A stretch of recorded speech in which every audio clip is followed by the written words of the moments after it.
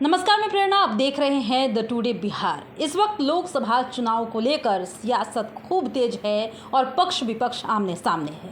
इन दिनों प्रधानमंत्री नरेंद्र मोदी का मंगलसूत्र वाला बयान खूब सुर्खियों में है और इस पर विपक्ष भी लगातार तंज कसती हुई दिखाई दे रही है। साथ ही प्रधानमंत्री मोदी पर अर्थात बीजेपी पर हमलावर बनी हुई है। इसी मुद्दे पर इस वक्त हम जुड़ने जा रहे हैं। वरिष्ठ पत्रकार हैं हमारे साथ सत्यपाल श्रेष्ठ जी, जिनसे बातचीत करेंगे कि उन्हें क्या लगता है कि जिस तरीके का इस वक्त बयानबाजियां हो रही है और पक्ष विपक्ष एक दूसरे पर आरोप लगा रहे हैं, क्या लगता है इस बात में, इस बयान में कितनी सच्चाई है और इसमें पक्ष और विपक्ष के आमने सामने होने के जो तमाम चीजें देखने को मिल रही है, इसमें किसका पलड़ा भारी हो सकता है। जी सर, सबसे पहले आपको हमारे चैनल पर आपका स्वागत है। नमस्कार। और पूछना चाहेंगे कि जिस तरीके से इस वक्त मंगलसूत्र वाला बयान खूब सुर्खियों में है और इस पर खूब विवाद हो रहा है, क्या लगता है कि प्रधानमंत्री मोदी ने क्या सोचकर ये बयान दिया? देखिए, चुनाव में थोड़ी ऐसी बातें तो ज़रूर होती हैं कि कनेक्ट किया जाता है लोगों को उससे कि आम लोग कैसे जुड़े। जैसे सैम पित्रोदा ने कहा कि संपत्ति टैक्स लगेगा, तो संपत्ति टैक्स में तो सबसे बड़ी संपत्ति है सोना चांदी। तो प्रधानमंत्री तो इसमें निपुण हैं कि कैसे हमको आम जनता को कनेक्ट करना है। तो इस आलोक में उन्होंने कहा कि पंजे का हाथ आपके मंगलसूत्र पर है, तो लोगों को ये कनेक्ट कर पाए कि मतलब मंगलसूत्र यानी आपकी जो संपत्ति है सोना चांदी, उसको ये लोग चाहते हैं कि उस पर हम टैक्स लगा के और आपसे लेके और बांट दें।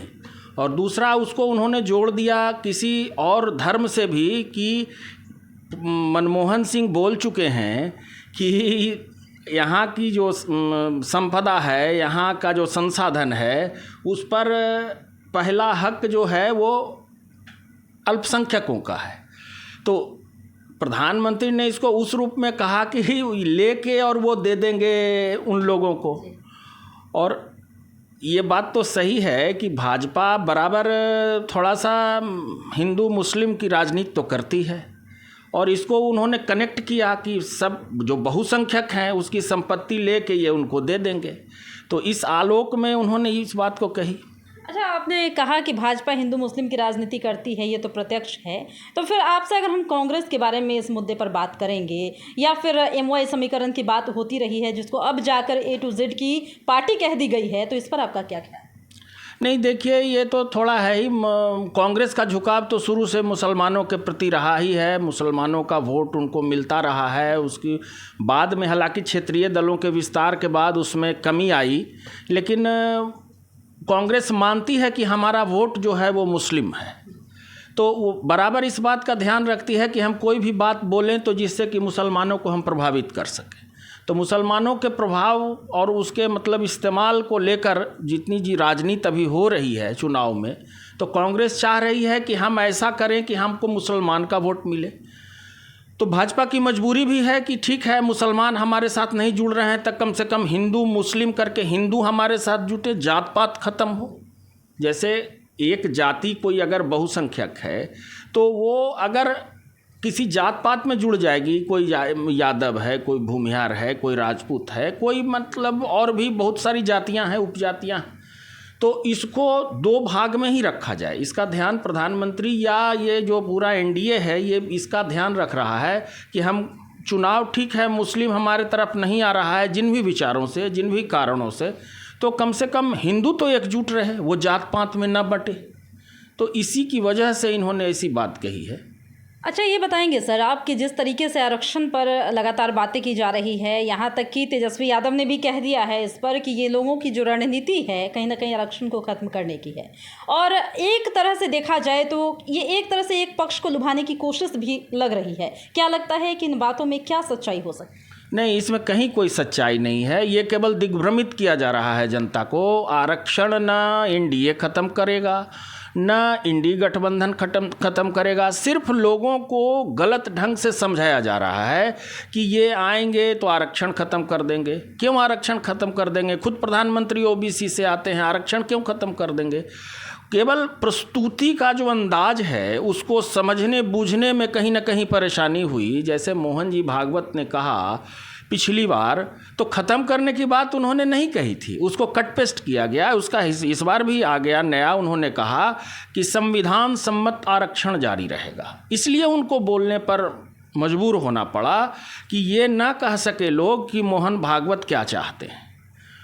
तो आरक्षण ख़त्म करने की बात केवल इसलिए कही जा रही है कि ये अगड़ी जाति कुछ जुड़ी है एनडीए गठबंधन से, तो उसको कन्विंस करना चाहता है कि ये अगड़ी की राजनीति करते हैं तो पिछड़ों पर ध्यान नहीं देंगे, पिछड़ों का आरक्षण ख़त्म कर देंगे। लेकिन ये केवल दिग्भ्रमित करने का प्रयास है, कहीं इसमें सच्चाई नहीं है।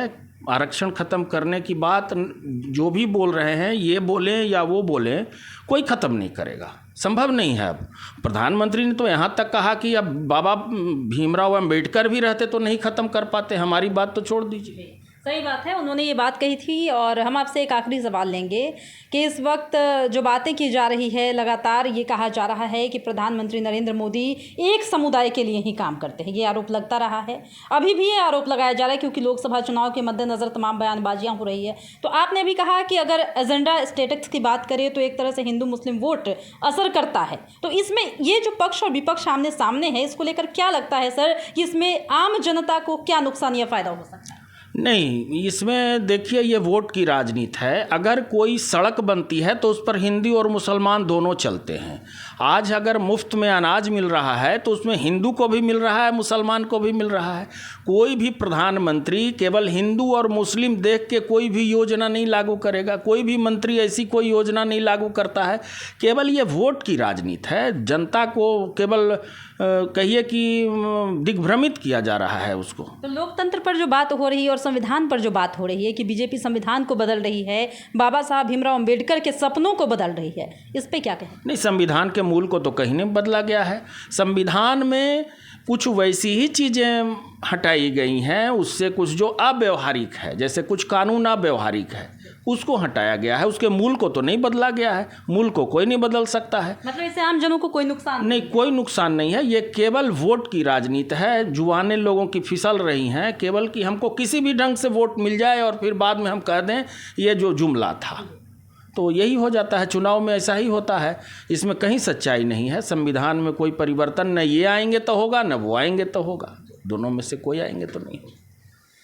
तो इस वक्त हम जुड़े हुए थे सत्यपाल श्रेष्ठ जी से, जहां पर हमने कई मुद्दों पर बात की है। उन्होंने साफ साफ कहा है कि ये तमाम जो चीज़ें हो रही है कहीं ना कहीं राजनीतिक एजेंडा कह सकते हैं इसको, इससे आम जन का कोई लेना देना नहीं है। हालांकि ये सोचने वाली बात है कि जिस तरीके से पक्ष और विपक्ष एक दूसरे पर पलटवार कर रही है, इसमें आम जनता दिग्भ्रमित हो जाती है और सही मायनों में कहिए तो सही विचार करने में असमर्थ हो जाती है। अब तो देखने वाली बात होगी कि लोकसभा चुनाव में समीकरण क्या होता है। कि जिस तरीके से मंगलसूत्र वाले बयान पर इस वक्त बीजेपी को, एनडीए को घेरा जा रहा है, इसमें क्या सच्चाई है अभी सत्यपाल श्रेष्ठ जी ने बताया है। तब तक के लिए बने रहिए हमारे साथ और देखते रहिए हमारा चैनल द टुडे बिहार। धन्यवाद।